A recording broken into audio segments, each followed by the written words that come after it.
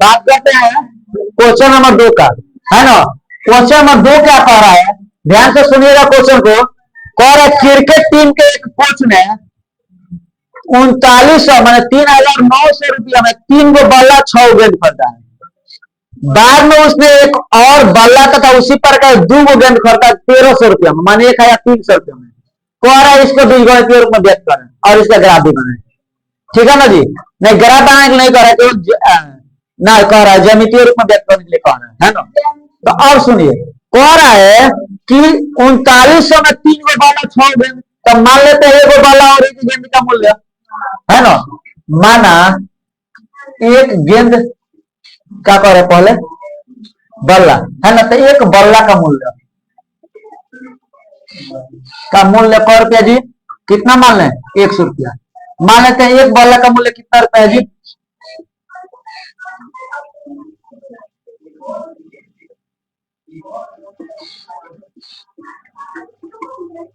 एक बल्ला का मूल्य कितना हुआ 1, और एक बैट का मूल्य, एक बैट का मूल्य कितना हो गया मान लीजिए y रुपया, है ना। तो ये कहो का तो हमको मिल गया ना। अब कह रहे 3 गो बल्ला खरीदा है और 6 गो गेंद खरीदा है ना जी। तो 3 गो बल्ला खरीदा है 6 गेंद खरीदा है, तो गुणा कर लेंगे ना। तो ये का इतना रुपया है, प्रश्न से लिख दे रहे हैं। प्रश्न कह रहा है कि 3 गो बल्ला खरीदा है, तो ये बल्ला का 100 रुपया है, तो 3 गो बल्ला का 3 है, ये गो बैट का y रुपया है। 6 कितना 6 गो गेंद खरीदा है, तो ये गेंद का y रुपया है। बैट लिख देंगे आपको, गेंद ना गेंद है ना। तो ये गेंद का y रुपया है, अब कौ गेंद खरीदा 6 गो गेंद खरीदा है, तो गुणा कर देंगे 6y। अब कह रहे दोनों मिलाकर करते देना 3900, तो जोड़ देंगे कितना 3900 रुपया हो जाएगा, है ना। अब देखिए यहाँ छोटा भी कर सकते हैं, क्योंकि देखिए ये भी 3 से कट रहा है, ये भी 3 से कट रहा है, ये भी 3 से कटेगा, तो 3 कॉमन करते हैं, x माइनस 2y बराबर 1300 बचेगा हमारा, बचेगा ना। 13 का कट करके ये हो जाएगा समीकरण ना, वो नहीं होगा, ये ना हमारा फाइनल समीकरण है ना।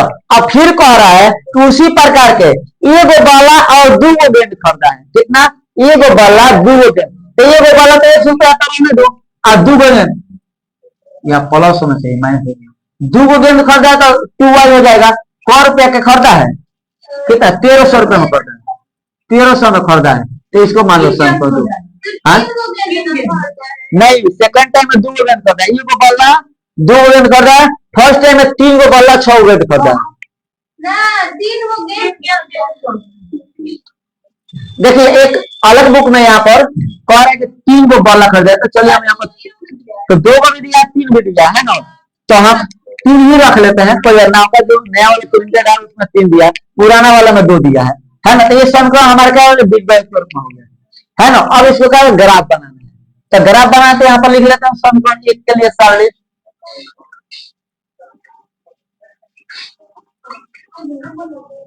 तो समीकरण 1 के लिए बात करते हैं, है ना। तो क्या होगा x होगा और y होगा। जब x बराबर हम 0 रखेंगे समीकरण 1 में, यहाँ 0 रखेंगे, इसमें यहाँ 0 रखेंगे, तो y का वैल्यू कितना आएगा 0 प्लस 2y बराबर 1300, तो y बराबर क्या होगा 1300 बट्टा 2, तो कटेगा तो कितना आएगा बताओ तो, हाँ बताइए कितना आएगा 650 आएगा। हाँ यहाँ 2 है, इसको मत देखिए, इसको देखिए, है ना 650 आएगा। जब x y बराबर 0 रखेंगे तब क्या होगा, y बराबर 0 रखेंगे तो क्या यहाँ पर 0 होगा, यहाँ पर तो x बराबर कितना हो जाएगा x प्लस 2 गुणे 0 बराबर 1300, तो x बराबर कितना हो जाएगा 1300। मतलब हमारा ये आया कि x का वैल्यू 0 रखे तो y का वैल्यू आएगा 650, और y का वैल्यू 0 रखे तो x का वैल्यू कितना आया 1300। ठीक है, अब समीकरण 2 के लिए सारी बनाएंगे, यहाँ ग्राफ बना देंगे, यहाँ बना देंगे। ठीक है,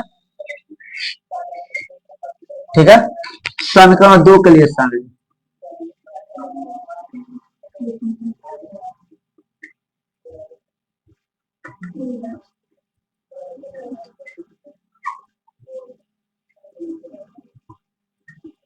एक्स वाई, जब एक्स बराबर इसमें जीरो रखेंगे तो क्या होगा? एक्स वाई तो यही ना सम कर दो, यही ना है, तो क्या होगा? 0 + 3y = 1300। तो y बराबर क्या होगा? 1300/3। अब 3 से कटाओ, ये दशमलव में आएगा। क्या दशमलव में आएगा? 3 × 4 = 12, 1 10 बजे 3 3 9, 1 10 3 3 9 0.33 आएगा। ऐसे करके आता जाएगा। ठीक है, ठीक है।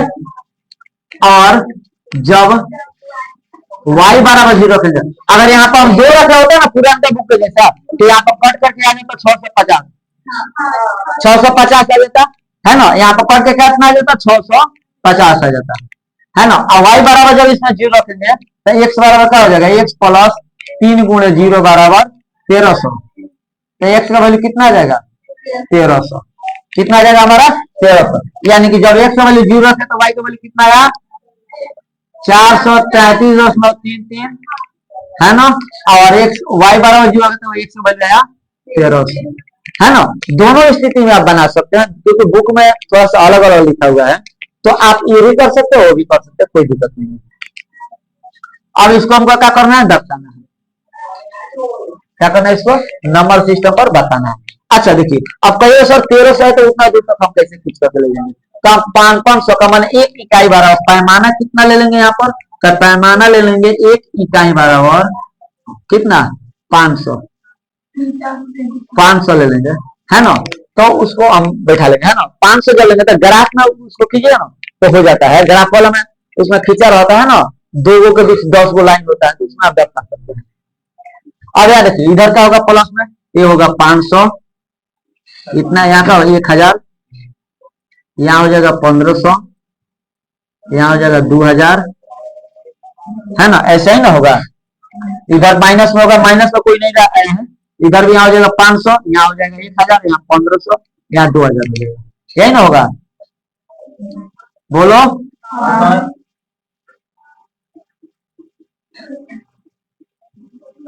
2000। चलिए, जब इसको बनाएंगे तो x का वैल्यू 0 है तो y का वैल्यू 650 है, और ये क्या है? ये x अक्ष है, ये y अक्ष है। तो जब 650 है तो 500 और 1000 के बीच अगर हम 10 जगह बांटते हैं तो हमारे पहला 6 आता है।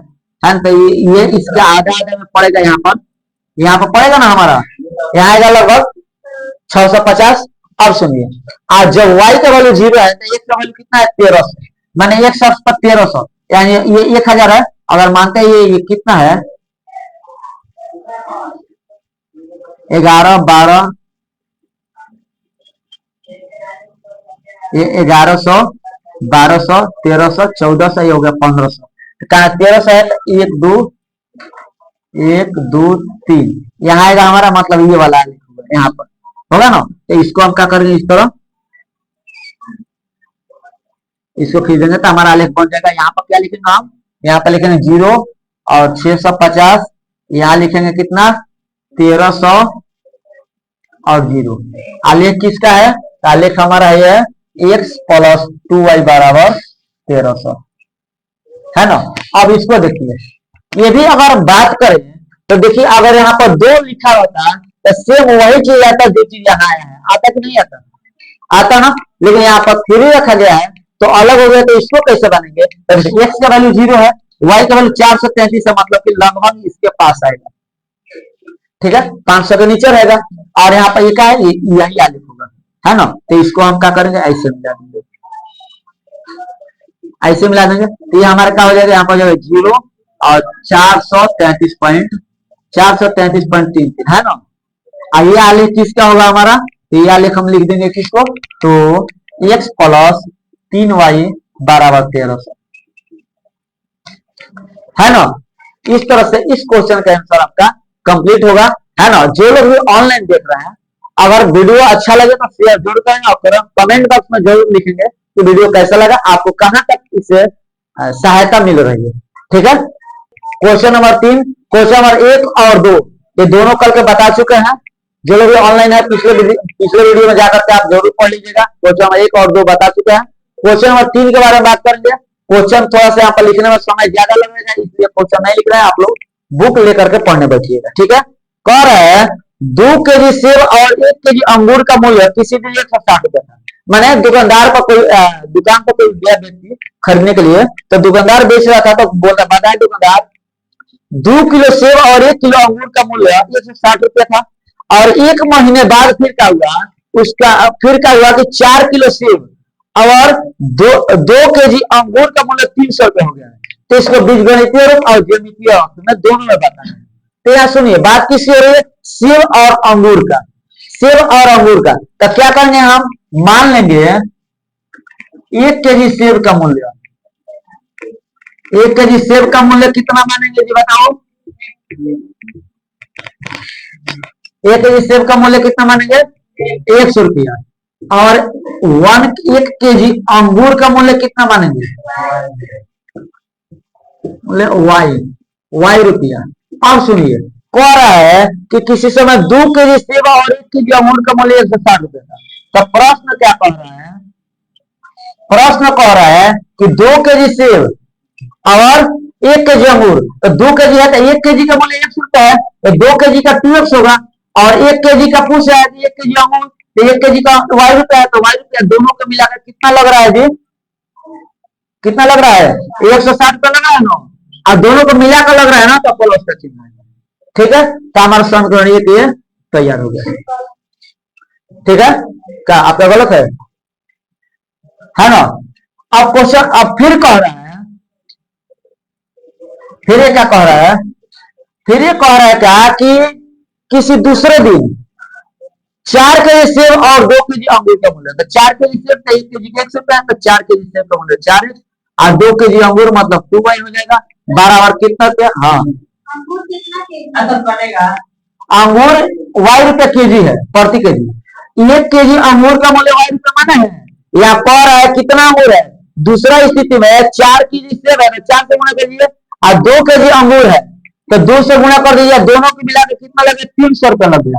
अब सुनिए यहाँ पर कि ये भी 2 से कट रहा है, ये भी 2 से कट रहा है, और ये भी 2 से कट रहा है, क्या हुआ है ना, यहाँ ये भी 2 से कटेगा, ये भी 2 से कटेगा, ये भी 2 से कटेगा, तो 2 से कटेगा तो कटेंगे तो 2x बचेगा प्लस y बचेगा बराबर 150 बचेगा। ठीक है, ये समीकरण हमारा 2 हो गया, ये बीजगणितीय रूप में हमारा हो गया। ठीक है, तो कॉमन नहीं की होगी, इतना तुम्हारा है ना, ये वाला इतना है ना, इतना है ना, तो उसको कॉमन करके यहाँ से 2 कॉमन करके कटा देंगे तो हो जाएगा। अच्छा कंफ्यूजन है, लोग बता देते हैं, 2 कॉमन करोगे तो 2x प्लस वाई बराबर 2 इंटू 150, इसको लिख सकते हैं, और 2 से 2 कट जाएगा, 2x प्लस वाई बराबर 150 हो जाएगा। अब बात समझ में आया, अब समझ में आया कैसे है, अब समझ में आया। अब इसके लिए हम क्या करेंगे, ग्राफ बनाएंगे, सारणी बनाएंगे समीकरण 1 के लिए। जी बोलिए, है हो गया समीकरण 1 के लिए सारणी, तो क्या होगा यहाँ पर, ज्यादा कैलकुलेशन कर लीजिएगा, दिमाग लगाइएगा तो बना लीजिएगा। अब देखिए यहाँ एक जगह पर जीरो रखते हैं, जीरो रखते हैं तो पूरा जीरो हो जाएगा, पूरा जीरो होगा ना, तो y का वैल्यू कितना बचेगा, 160 बचेगा। और यहाँ जीरो रखेंगे तो 2 से इसमें भाग लगेगा, भाग लगेगा, 8 गुना 16 होता है 80 आएगा, आएगा ना 80, तो ये 80 हो गया। कैलकुलेशन करने की जरूरत नहीं है, समझ में आएगा है ना। अब फिर यहाँ पर समीकरण 2 के लिए सारणी बना दो,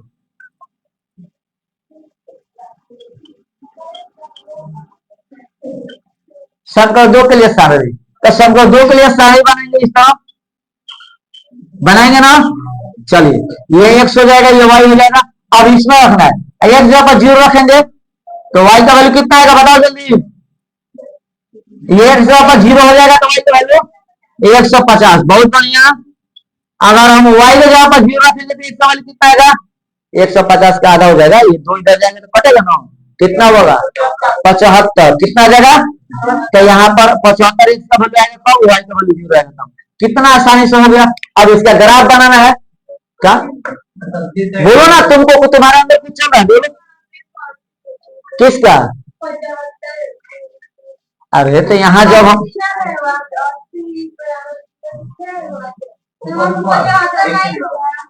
यहाँ पर 150 का आधा कितना होता है, या 160 का आधा कितना होता है, कितना होगा? कौन सी? ये भाई, ये हम रखे ना, जब एक जगह पर जीरो रखेंगे तो वाई का वैल्यू आएगा तो उसको लिख देंगे, और एक बार फिर वाई का वैल्यू जीरो रखेंगे तो एक्स का वैल्यू जो आएगा उसको लिख देंगे, फिर इसमें भी एक्स का वैल्यू जीरो रखेंगे तो वाई का वैल्यू जो आएगा उसको लिख दिया, और वाई की जगह पर एक बार जीरो रखेंगे तो एक्स का वैल्यू जो आया कैलकुलेशन करके जिस तरह कल बताए थे। नो डाउट श्याम बाबू, नो डाउट। आगे बढ़े, अब ग्राफ बनाए इसका, चलिए ध्यान दीजिएगा, सब प्लस नहीं है तो हम केवल प्लस वाला ही ले लेंगे, माइनस वाला कम लेंगे, है ना। चलो इस तरह और इस तरह बना दे रहे हैं, ठीक है। ये मूल बिंदु होता है तो जीरो जीरो होता है। अच्छा यहाँ ध्यान एक बात दीजिएगा, ये भी 5 से कट रहा है, ये भी 5 से कट रहा है, ये भी 5 से कट रहा है, ये भी 5 से कट रहा है ना, तो अब 5-5 पे लेकर चलेंगे तो ठीक रहेगा, तो वो फिर बहुत लंबा हो जाएगा ना। 10-10 का कर दे रहे हैं, है ना, तो 10-10 का माने 1 इकाई बराबर, पैमाना इसका क्या ले लेंगे, यहाँ पर पैमाना लेंगे क्या, 1 इकाई बराबर कितना, 1 इकाई बराबर 10, ठीक। तो देखिए यहाँ 10 हो गया, 20, 30, 40, 50, 60, 70, 80, 90, 100, 110, 120, 130, 140, 150, 160, 170, 180, है ना, बढ़ा दीजिए 180 तक है इधर, 160, 150 तक है ना। इधर भी करेंगे क्या, 10, 20, 30, 40, 50, 60, 70, 80, 90, 100, है ना, 110, 120, 30, 40, 50, 60, ऐसे भी यहाँ पर हम लिख देंगे, 1, 2 लिख दे रहा है, 8, 9, 10, 11, 12, 13, 14, 15, 16, 17, 18, है ना। इधर भी 1, 2, 3, 4, 5, 6, 7, 8, 9, 10, 11, 12, 13, 14, 15, 16, एक इकाई 10 सेंटीमीटर 10, 20, 30, 40, 50 हो जाएगा, इधर भी हो जाएगा। अब सुनिए, इधर माइनस में होता है, इधर माइनस में हो जाएगा, इधर माइनस में हो जाएगा, ठीक है। ये एक्स अक्ष हो गया, ये वाई अक्ष हो गया। अब सुनिए पहले क्या देखिए, एक्स का वैल्यू 0, वाई का वैल्यू कितना है 160, मतलब हम 16 पर देखेंगे। तो अच्छा वाई का वैल्यू 160 है तो किस अक्ष पे जाएगा, एक्स पर कि वाई पर, वाई पर, तो वाई पर कहाँ है, यहाँ पर है 16, यहाँ पर होगा, ये वाला होगा। अब सुनिए, और जब y का वैल्यू 0 है तो x का वैल्यू कितना है 80, 80 मतलब 8 पर जाएगा, यहाँ पर जाएगा ना, और इसको क्या करेंगे, इस तरह मिला दीजिए, इसका निर्देशांक कितना लिखेंगे, 0 नहीं, x का वैल्यू ना 80 और 0, इसका क्या लिखेंगे 0 और 160, समीकरण क्या है इसका, समीकरण 2x प्लस वाई बराबर 160, तो 2x प्लस वाई बराबर कितना है 160, हो गया। अब बात कर रहे हैं समीकरण 2 के लिए, तो x का वैल्यू 0 है, y का वैल्यू 150 है, तो y का वैल्यू 150 का मतलब यहाँ पर आएगा ना 15 पर ना, x y का वैल्यू 0 है तो x का वैल्यू 15 है, 75 है, तो देखिए 75 कहाँ आएगा 7 और 5 के बीच में, क्योंकि 10-10 का अंतराल लिया है ना हम, तो 7 और 5 के बीच में आएगा। तो इस समीकरण को अगर इस तरह बनाएंगे तो हमारा ये इस तरह बनेगा, है ना, ये शॉर्ट करके इधर से निकल जाएगा, है ना। आप ग्राफ में बनाइएगा कॉपी पर तो सही से आपका बन जाएगा, है ना। दूसरा का चलो फिर से मिटा के बता दे रहे हैं,